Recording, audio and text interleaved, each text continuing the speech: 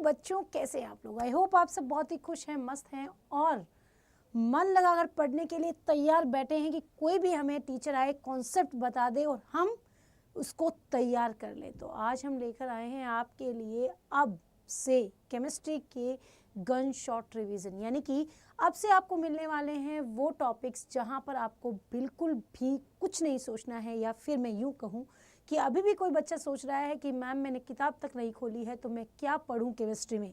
तो बच्चों, पूनम मैम आपके लिए एक ज़बरदस्त कंटेंट लेकर आई है कि आप कुछ भी ना पढ़ें, पर जो आज मैं पढ़ा रही हूँ बस उतना पढ़ लें। और इतना प्यार से आपको मैं पूरा टॉपिक समझाऊंगी और समझाने के साथ ही बस आपको वही पढ़ना है जहाँ एग्ज़ाम में जहाँ से क्वेश्चन डेफिनेटली पढ़ने वाला है, बस इतना कर लेना। यानी कि आज से हम लोग शुरू करने वाले हैं अपना 80-20 रूल, जो कि आपने देखा होगा, पूनम मैम ने एक कॉन्सेप्ट बताया भी है। आज बेसिकली वही करने वाली हूँ, यानी कि हर चैप्टर का वो 20% वाला टॉपिक जिसका एग्ज़ाम में वेटेज 80% तक का होता है। तो आप सब तैयार हैं? कमर कसो, अब से बिल्कुल नहीं हिलना है। बिना किसी देरी के शुरू करती हूँ आज के इस गन शॉट की, राइट। तो आज से बच्चों हम लोग अपना सॉल्यूशन वाला चैप्टर जो अपना फर्स्ट है, वो चैप्टर जो आपको बस ये 30 मिनट्स मुझे देने हैं, ओनली 30 मिनट्स आप मुझे दे दीजिए। इसके बाद कुछ नहीं चाहिए, बस मैं केवल आपसे 30 मिनट मांग रही हूँ और 30 मिनट जो है वो आपकी लाइफ को चेंज कर देने वाले हैं, राइट। तो सबसे पहले बात करने वाले हैं विलियन का प्रकार, यानी कि इस चैप्टर के अंदर आपको ये सब टॉपिक आपको दिखाई दे रहे होंगे, हर बच्चे को दिखाई दे रहे हैं ये टॉपिक। विलियन के प्रकार, विलियनों की सांद्रता, विलयता, द्रव्य विलियनों का वास्तव, आदर्श अनादर्श विलियन, अणुसंख्यिक गुण, असामान्य, ये सबको पता है। लेकिन इनमें से पढ़ना क्या है, इसमें से कौन सा वो 20% का टॉपिक है जो कि हमें 80% का वेटेज दिलाने वाली है। This is 80-20 rule, right. बात समझ में आ गई? तो अब यहाँ पर आप देखेंगे कि विलियन के प्रकार में अपने को नहीं पढ़ना है, अपने को सीधा सांद्रता पर उतरना है। सांद्रता से सीधा हम जंप मारेंगे और हम आ जाएंगे अपने किस पर भाई, अपन आ जाएंगे विलयता में हेनरीज लॉ पर, है ना, हेनरी नियम पर, और फिर हम आ जाएंगे राउल्ट नियम पर। यहाँ से जैसे सीधा जंप मारेंगे आ जाएंगे आदर्श और अनादर्श विलियन पर, और यहाँ से जंप मारते हुए हम आ जाएंगे अणुसंख्यक गुणधर्म पर। दैट्स इट, बस इतना ही पढ़ना है। और ये 30 सेकंड आपको कहीं नहीं उठ के जाना है, और ये सब पढ़ लिया ना सॉल्यूशन वाले चैप्टर में से और कुछ नहीं पढ़ना, आंखें बंद, खत्म, क्लियर। चलिए तो शुरू करते हैं बिना किसी देरी के। सबसे पहले विलियनों की सांद्रता को व्यक्त करना। विलियनों को इस सांद्रता को व्यक्त करने के लिए अपने पास बहुत सारे टॉपिक्स हैं। तो सबसे पहले कौन सा है बच्चों, ध्यान से देखो, हर टॉपिक को आपको अच्छे से पढ़ना है, अच्छे से ध्यान में रखना है कि यस ये चीज़ इस तरह से की जाती है। यानी कि सबसे पहले अपने को देखना है कि अपने पास टॉपिक कौन सा है भाई, मोलरता है। क्या है भाई, मोलरता है, राइट। बात समझ में आई? चलो इसको थोड़ा सा हल्का कर देते हैं, इस सिनेरियो को थोड़ा हल्का कर देते हैं और हम आ जाते हैं यहाँ पर। This is very nice colour. तो सबसे पहले आप देखेंगे मोलरता, मोलरता, फिर आ जाता है बेटा मोललता, फिर आ जाता है बेटा नॉर्मलता। ठीक बात है। अब आप सोच रहे हैं मैम द्रव्यमान प्रतिशत, वो भी बताएंगे, कूल डाउन, है ना। तो ये चीजें हो गई। तो मोलरता का फॉर्मूला क्या होता है, कुछ नहीं होता है। मोलरता बराबर होता है कैपिटल M लिख दो, उसके बाद आप सीधा सीधा लिख दो विलय के मोलों की संख्या, या विलय के मोलों की संख्या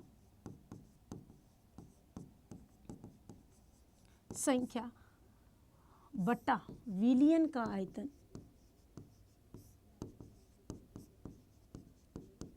आयतन इंटू लीटर। ml में लिखोगे तो यहाँ 1000 से गुणा कर देना, लीटर में आए तो 1000 से बिल्कुल नहीं करना।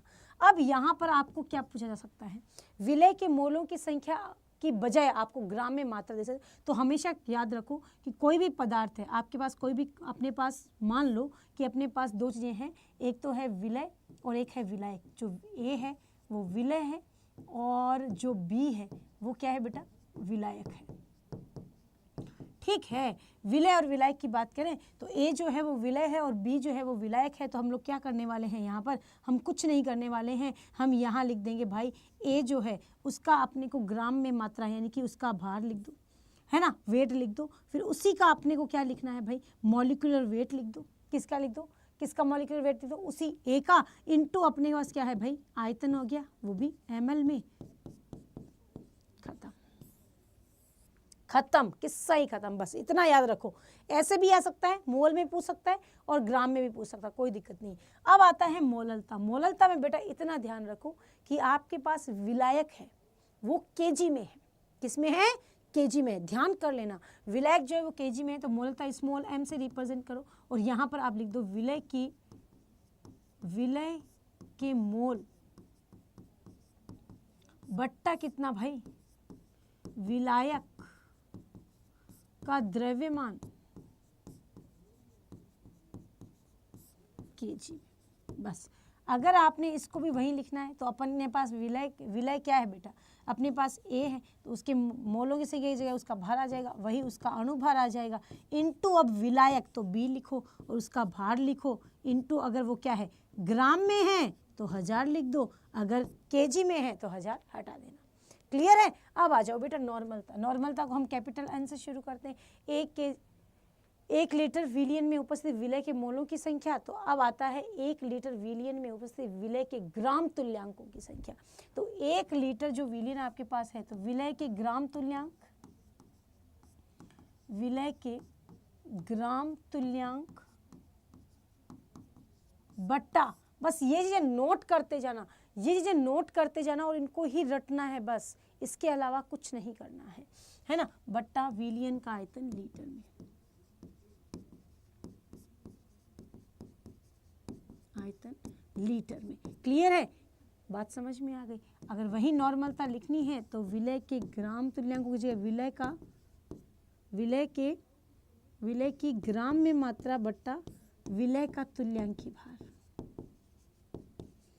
है ना, इनटू विलियन का आयतन लीटर में। डन है? बस इतना कर लेना और कुछ नहीं करना। ये वो चीजें हैं जो एग्जाम में डेफिनेटली पूछ जानी, एग्जाम में आनी ही आनी है भाई साहब, इसको कोई रोक नहीं सकता, कोई छोड़ नहीं सकता।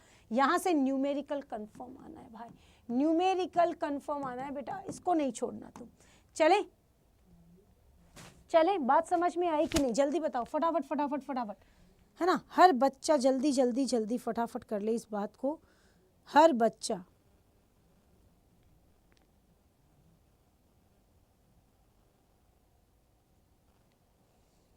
चलो ओके डन। अब आता है अपने पास चीजें क्या होती है भाई, द्रव्यमान प्रतिशतता।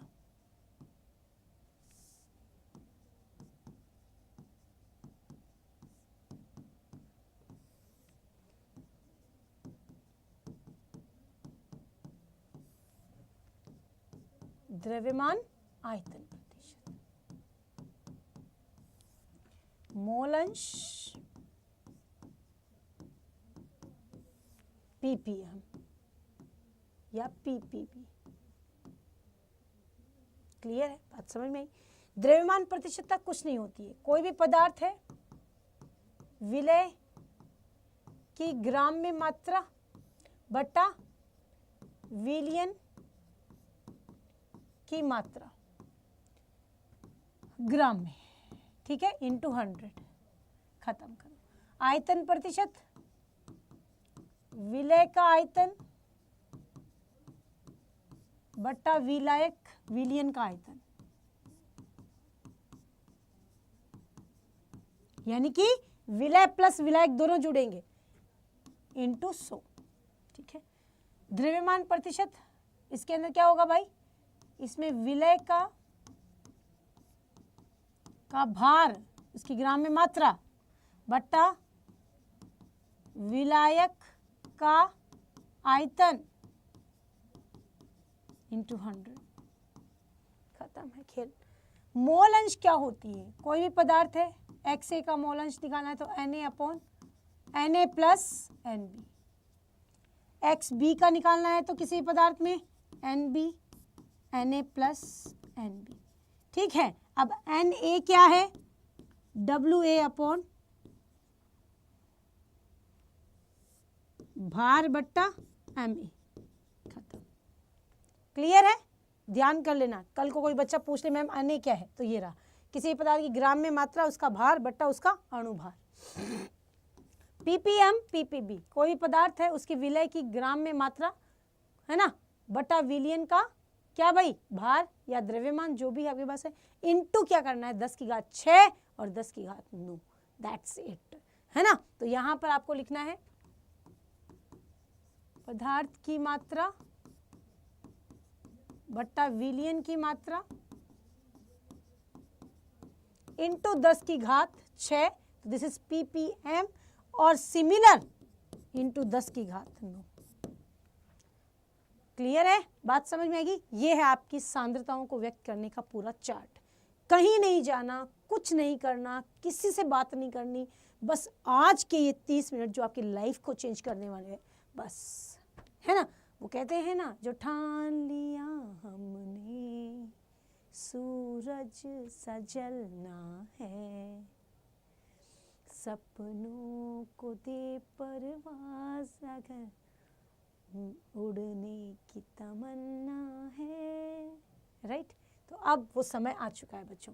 अब अगला टॉपिक आता है हेनरी। सांद्रता जंप हमारा किधर पहुंचे, हेनरी। हेनरी से न्यूमेरिकल आएगा, न्यूमेरिकल आ सकता है, यहाँ से थ्योरी का क्वेश्चन भी आ सकता है।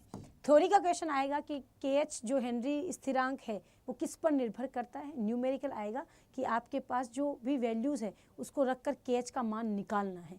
तो आपके पास हेनरी नियम कुछ नहीं होता है, कोई भी गैस है किसी द्रव में, किसी भी विलायक में कितनी डिजोल्व है, कितनी डिजोल्व है ये देखना है, तो अपने को क्या करना पड़ेगा, हेनरीज लॉ को पढ़ना पड़ेगा, राइट। तो हेनरी नियम के अकॉर्डिंग क्या होता है बेटा, हेनरी नियम के P समानुपाती x, तो P बराबर KHx, राइट। ये क्या है, दाब है, ये क्या है, हेनरी स्थिरांक है, हेनरी स्थिरांक है।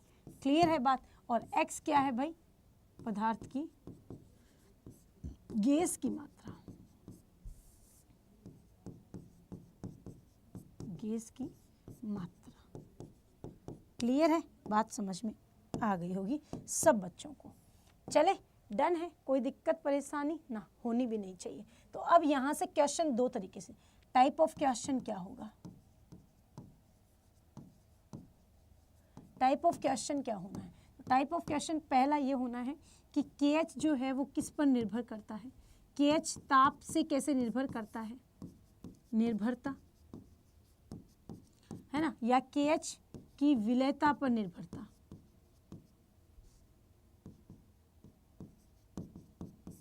पर निर्भरता। और सेकेंड आने वाला है यहाँ से, आप देखें अगर इस चीज़ से आपके पास यदि दाब का मान दिया है ना, मान लो दाब का मान आपके पास मतलब कि 236 दे दिया है ना, x का मान भी आपको 240 दे दिया है, तो KH का मान आपसे पूछ लिया जाएगा। दिस इज अ न्यूमेरिकल, ठीक है। और थ्योरेटिकल क्वेश्चन कैसे आता है वो भी बता दिया, तो टाइप ऑफ क्वेश्चन भी समझ में आ गया है। डन। नेक्स्ट, भागो भागो भागो। हेनरी नियतांक का मान ताप और गैस की प्रकृति पर निर्भर करता है। देखो आ गया ना, अक्रिय गैसों के लिए हेनरी का मान अधिक होता है, अक्रिय गैस से कम घुलनशील होती है, हेनरी नियतांक बढ़ता है, K का मान बढ़ने से गैसों की विलयता घटती है। हमेशा ध्यान रखो, क्योंकि अगर आप देखेंगे P समानुपाती अपने पास क्या है भाई, P समानुपाती क्या है अपने पास, x है, आप सब जानते हैं। P बराबर क्या हो गया भाई, अगर KH को इधर लेके आओ तो x हो गया ना। अब यहाँ पर पदार्थ की मात्रा और दाब को देखो, है ना, आप सब देख सकते हैं, है ना, कि अगर मैं दाब को बढ़ाती हूँ तो क्या होता है, दाब को बढ़ाने पर विलयता बढ़ती है, लेकिन KH का मान घटता है, क्योंकि वो इसकी क्या है, ये बढ़ रहा है तो ये घट रहा है बेटा। क्लियर, क्योंकि नीचे की तरफ आ गया है। बात समझ में आ गई होगी हर बच्चे को। आप चाहें तो इसको खोल के भी दे सकते हैं, P अगर आप इसको खोलें तो P 1/KH नहीं आ गया, अगर ये बढ़ेगा तो ये घटेगा नहीं। तो दाब बढ़ाने पर विलयता बढ़ती है, हम सब जानते हैं, पर KH बढ़ने पर फिर विलयता घटेगी, सिमिलर, है ना। तो P के समानुपाती क्या होता है, P के समानुपाती विलयता होती है भाई, हाँ सब जानते हैं। तो ये बढ़ेगा, ये बढ़ेगी तो ये घटेगी नहीं क्या, सिंपल मेथड है यार, क्या ही दिक्कत है। चलो भाई नेक्स्ट पे आओ, फटाफट आओ भाई। राउल्ट का नियम, अब this is very important. Raoult का नियम कुछ नहीं है, राउल्ट का नियम वो था गैसों के लिए और ये है द्रवों के लिए, बस इतना ध्यान रखो तुम। कोई भी पदार्थ द्रव है आपके पास, विलय और विलायक, है ना। अब दो तरह के द्रव हैं आपके पास, ध्यान कर लेना बेटा, है ना, दो तरह के द्रव हैं आपके पास, है ना। दो द्रव मतलब कि एक द्रव है जो पानी है ना, एक द्रव है जो आपके पास क्या है भाई, पानी के अंदर आपने क्या डाला, द्रव, दूसरा द्रव है पर वो कम घुलनशील है या कम वाष्पशील है, जैसे कि अल्कोहल है ना। पानी और अल्कोहल में देखें तो वाष्पशीलता एक की कम है, एक की ज्यादा है, सही बात है, दोनों द्रव होते हुए भी, पर एक द्रव है और एक ठोस भी हो सकता है। तो ठोस तो क्या होता है, जैसे नमक है तो वो क्या होगा, वो तो अघुलनशील हो जाएगा, सही। तो द्रवों के अंदर ठोस और द्रव को मिलाओ तो उसकी विलयता पर क्या इफेक्ट पड़ता है, और विलयता की वजह से वाष्प दाब पर क्या प्रभाव पड़ता है, तो ये किसने बताया, राउल्ट ने बताया। अब राउल्ट क्या कहता है, राउल्ट कुछ नहीं कहता है कि कोई भी पदार्थ है, आपके पास द्रवीय पदार्थ है, उसमें जो घटक है और उसकी जो पदार्थ, जो भी उसकी मात्रा है, वो जितनी ज़्यादा मात्रा होगी उतना ज़्यादा दाब होगा, उतनी ज़्यादा विलयता होगी। फॉर एग्जाम्पल मेरे पास P1 है तो समानुपाती X1, P2 है तो समानुपाती X2, राइट। अगर मैं इसको लिख दूँ P1 बराबर P नॉट 1 X1 और P2 बराबर P नॉट 2 X2। आप में से कई बच्चे ऐसे होंगे भी जिन्होंने किताब नहीं खोली, उनको क्या ही कहें, वो मुझे चुन्नू मुन्नू जो हैं वो तो बहुत ही प्यारे हैं, उनको क्या ही कह दूँ, अब कुछ नहीं कह सकती हूँ, तो उनको मैं इतना कहूँगी बेटे कि यहाँ पर जो P1 है, मान लो कि आपके पास ये विलायक है, ठीक है, ये शुद्ध पदार्थ है और ये जो है वो विलय है, ठीक है, ये भी शुद्ध है अभी तो, है ना। तो ये क्या है, विलायक है और ये शुद्ध अवस्था में विलायक है, ये विलय है और ये शुद्ध अवस्था में विलय है। नोड का मतलब शुद्धता से है। तो बात समझ में आ गई होगी सब बच्चों को। यहाँ पर दो वाष्पशील पदार्थ यानी द्रव द्रव लिए तो यहाँ पर एक की वाष्पशीलता ज़्यादा है, दूसरे की वाष्पशीलता कम है। तो राउल्ट क्या कहता है कि किसी भी पदार्थ में यदि आप किसी भी वाष्पशील पदार्थ में यदि गैस का दाब देखें, सॉरी पदार्थ का दाब देखें तो वो क्या होता है, उसी के मोल अंश के समानुपाती होता है, जो यहाँ लिखा गया है भाई, है ना। किसी भी पदार्थ में वाष्पशील द्रव है तो प्रत्येक घटक का आंशिक वाष्प दाब जो है उसी घटक के मोल अंश के समानुपाती होता है। क्लियर, बात समझ में आ गई? यस मैम, समझ में आ गई। आ जाओ, अब आ जाते हैं हम सीधा कूद जाते हैं किस पर बेटा, आदर्श और अनादर्श विलीन। एक चीज़ और बताना भूल गई, मैं फटाफट बता देती हूँ, ग्राफ के बारे में बताना भूल गई थी कि बेटा इनका यदि आप ग्राफ देखोगे ना वाष्पशील अवाष्पशील का, तो यहाँ पर आपको इस तरह का ग्राफ जो है जनरल ग्राफ दिखाई देता है। आप सब समझ गए होंगे इस ग्राफ को देखकर, P1 P2, यहाँ पर P1 equal to P1 plus P2, that's it. Clear है बात, समझ, मोल अंश के समानुपाती होता है। चलिए अब आते हैं बेटा आदर्श और अनादर्श विलीन में क्या अंतर होता है। This is very important, this is very important, right. अब ये कह रहा है कि आदर्श विलीन तथा अनादर्श विलीन में अंतर क्या होता है। वे विलीन जो ताप व दाब की समस्त स्थिति में राउल्ट के नियम की पालना करते हैं उन्हें आदर्श विलीन कहते हैं। राउल्ट के नियम की पालना मतलब जो राउल्ट के नियम की, यानी कि कोई भी पदार्थ का जो वाष्प दाब है उसके घटकों के मोल अंश के समानुपाती होता है तो आदर्श, नहीं होता तो अनादर्श। देख सकते हैं आप, यहाँ बराबर है तो आदर्श, यहाँ बराबर नहीं है तो अनादर्श है। कुल दाब आयतन में कोई परिवर्तन नहीं, परिवर्तन तो अनादर्श। इतना ध्यान रखो बस, एग्जाम्पल से क्वेश्चन आएगा। मैम क्वेश्चन कहाँ से आएगा, मैम क्वेश्चन किस टाइप का आएगा, वही समझ में नहीं आता, यहाँ से क्वेश्चन आएगा। और आप देख लीजिए आपको क्वेश्चन यहीं से मिलेगा, इसके अलावा कहीं से नहीं मिलेगा भाई, कहीं से नहीं मिलेगा। पूनम मैम कह रही है बस ये क्वेश्चन यहीं से आने हैं। एग्जाम्पल याद है कि कौन सा राउल्ट के नहीं, कौन सा आदर्श विलीन को दिखाता है, कौन सा अनादर्श विलीन को दिखाता है, दैट्स इट।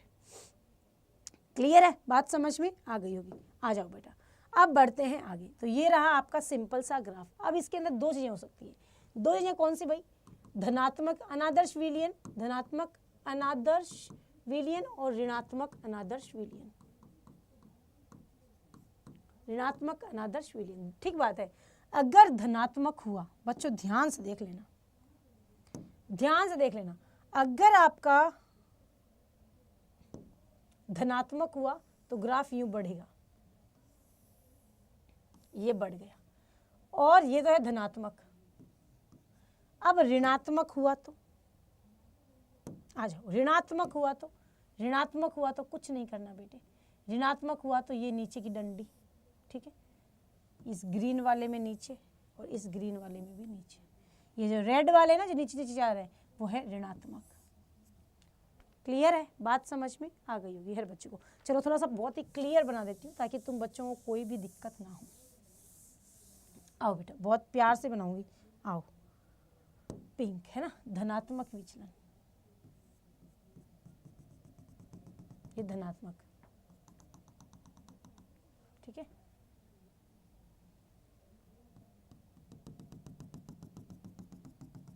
धनात्मक विचलन,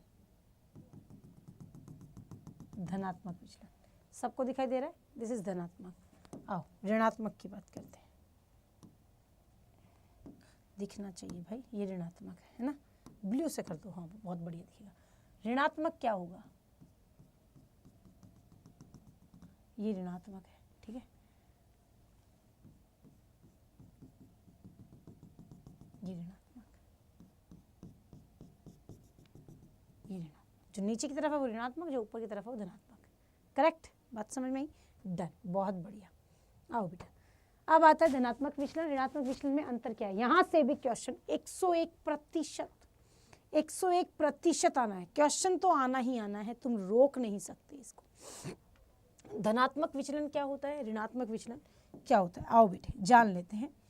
राउल्ट के नियम से धनात्मक विचलन दर्शाता है कि उसका वाष्प दाब, टोटल वाष्प दाब ज्यादा होगा, इसका टोटल वाष्प दाब कम होगा। यहाँ पर आयतन में पॉजिटिव परिवर्तन, यहाँ नेगेटिव, सब जानते हैं ऋणात्मक का मतलब, बस क्वेश्चन यहाँ से आना है, कौन सा एग्जाम्पल धनात्मक विचलन दिखा रहा है, कौन सा ऋणात्मक विचलन दिखा रहा है, दिस इज द क्वेश्चन।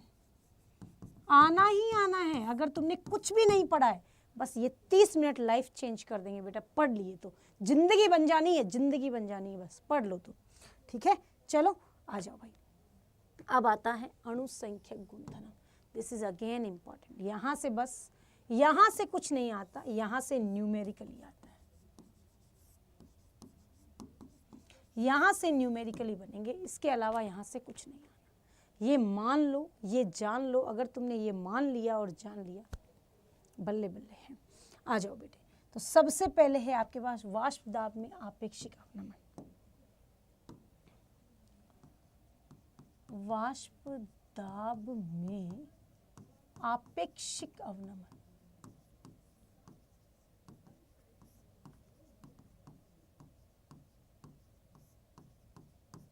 वाष्प दाब में आपेक्षिक अवनमन मतलब del P upon P nought 1, this is the वाष्प दाब में आपेक्षिक अवनमन, इसको कहते हैं। ध्यान से देख लो भाई, फटाफट फटाफट, हर बच्चा ध्यान से देख ले, है ना। अब यहाँ से क्वेश्चन क्या आना है, यहाँ से क्वेश्चन क्या पूछा जाना है,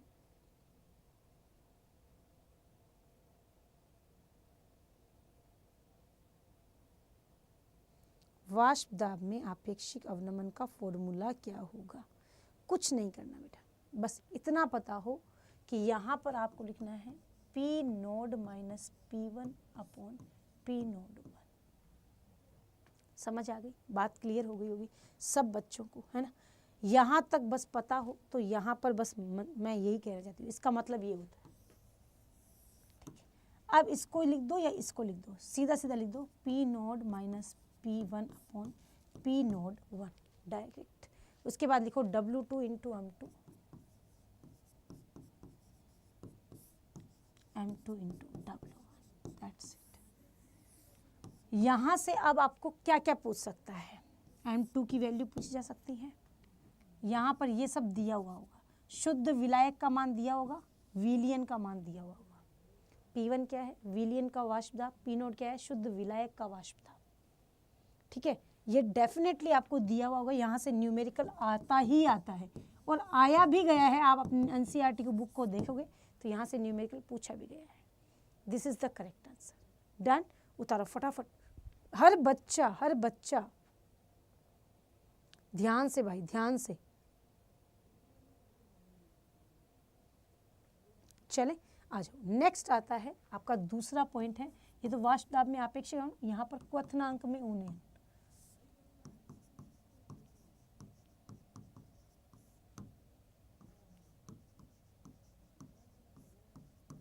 क्वथनांक उन्नयन, this is del T B बराबर के बी गुणा M2 sorry W2 into M1 upon W1 into M2, that's it. Clear है, बात समझ में आ गई सभी बच्चों को, हाँ या ना, है ना। तो क्या लिख दिया भाई, के B W2 into M2 upon W1, ठीक है, M1 अच्छा कैपिटल, चलो KB लिख दिया। अब बच्चों ध्यान दो, यहाँ 1000 से गुना भी कर दें वैल्यू को। अब यहाँ पर ऐसा भी हो सकता है KB आपसे पूछ ले, KB का मान पूछ ले, तो क्या लिखना है भाई, डेल TB गुना W1 गुना M2 अपॉन W2 इंटू 1000 बराबर क्या लिख दो भाई, KB। ये भी पूछ सकता है फॉर्मूला न्यूमेरिकल में। आपको M2 भी निकालना पूछ सकता है, ध्यान कर लेना, ठीक है। आ जाओ भाई, फटाफट फटाफट फटाफट, जल्दी जल्दी। यहाँ तक सब समझ में आ ही गया होगा, हर एक बच्चे को क्लियर हो गया होगा, है ना, हर एक बच्चे को क्लियर हो गया होगा। अब आता है हिमांक में अवनमन, सेम बात है, सेम, कुछ चेंज नहीं है। अरे भाई साहब, अरे भाई साहब, कैसे बात कर रहे हैं मैडम। वाष्पदाब में अपेक्षित हिमांक अवनमन, चलो यहाँ पे इसको थोड़ा छोटा कर दो ताकि हिमांक अवनमन भी आ जाए और परासरण दाब भी आ जाए, तीनों को लिख दे रही हूँ साथ में, है ना। वांट ऑफ गुणांक आ गया क्या, तो यहाँ पर क्वथनांक उन्नयन हिमांक अवनमन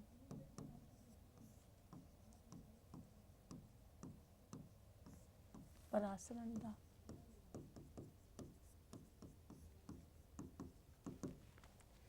तो यहाँ पर आने वाला है आपके पास डेल TB KB गुना 1000 गुना W2 M1 upon W1 M2 W1, ठीक है। यहाँ पर आपको KB पूछ सकता है, तो यहाँ पर आपके पास क्या आना है भाई, KB बराबर क्या आना है,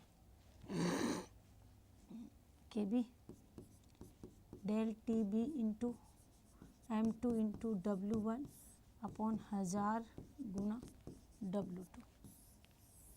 सेम यहाँ पर डेल TF बराबर KF into 1000 into W2 upon M2 into W1। अगर KF पूछ ले, del TF into M2 into W1 upon 1000 into W2, that's it. Pi बराबर CRT। बस यही क्वेश्चन आने, यहीं से न्यूमेरिकल आना है, कहीं पर भी कोई दिक्कत आनी ही नहीं है। जितना हो सके उतना अच्छे से करो ताकि बात क्लियर हो जाए। अब आता है वांट ऑफ गुणांक, this is very important. Want of गुणांक कुछ नहीं है, कोई भी एक साइंटिस्ट था जिन्होंने कहा कि कोई भी मॉलिक्यूल किसी भी सॉल्यूशन में दूसरा सॉल्यूशन ऐड करने पर उस पहले वाले सॉल्यूशन का अणुभार बदल जाता है। अब वो बदलता है मतलब कम भी हो सकता है और ज़्यादा भी हो सकता है। तो उन्होंने कहा कि वांट ऑफ ने एक फॉर्मूला दिया, वियोजन के बाद पदार्थ या वियोजन से पहले बराबर संगुणन में भी आता है, संगुणन के बाद बटा संगुणन से पहले, ठीक है। अब ये वांट ऑफ गुणांक सबके साथ सिमिलर बिहेव कर रहा था, यानी कि अगर आप डेल TF की बात करें तो I गुणा KF गुणा स्मॉल m, TB की बात करें I गुणा KB गुणा m, पाई की बात करें I गुणा CRT, del P upon P01 लिखें तो यहाँ पर भी सेम I गुणा 1000 गुणा W2 गुणा M2 गुणा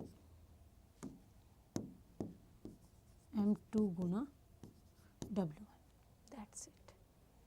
वांट ऑफ गुणांक सबके साथ सिमिलर। यदि ऐसा कोई भी प्रश्न आता है कि इसकी वैल्यू कितनी होगी, इसका टूटना, इसके आयनों की संख्या कितनी होगी, हमेशा वांट ऑफ से निकालो, हमेशा वांट ऑफ से निकालो, वही जस्टिफाइड है, वही जस्टिफाइड है, वही बताएगा कि यस ये इस तरह से किया जा सकता है। हमेशा कोई भी प्रश्न आओ, वांट ऑफ संबंधित कोई भी प्रश्न आएगा तो हमेशा ध्यान रखो, वहाँ पर आपको ये चीज़ ध्यान रखनी है कि अगर वांट ऑफ से संबंधित कोई भी प्रश्न आया, जैसे कि आपको कह दे कि आपके पास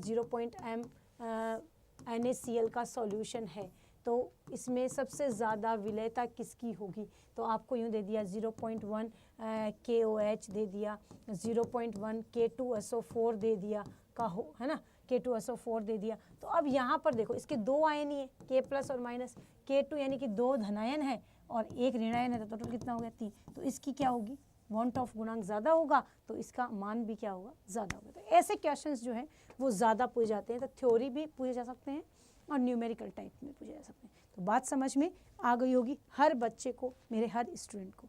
तो ये था आपका सुपर फास्ट रिवीजन, 30 मिनट का एक शॉट है। दिस इज़ गन शॉट और सही नाम है, ये गन शॉट है। अगर आपने ये पढ़ लिया, मैंने अच्छे समझाया है, तो आपको कुछ भी पढ़ने की ज़रूरत नहीं है। ओके, तो चलिए बच्चों, आज की क्लास में बस इतना ही। नेक्स्ट लेक्चर के साथ आऊँगी, तो बताना, इसके कमेंट में ज़रूर बताना कि कैसा लगा आपको और कितना फ़ायदा आपको मिल रहा है ये सब वीडियोस के माध्यम से। Bye bye, take care and thank you so much, thank you.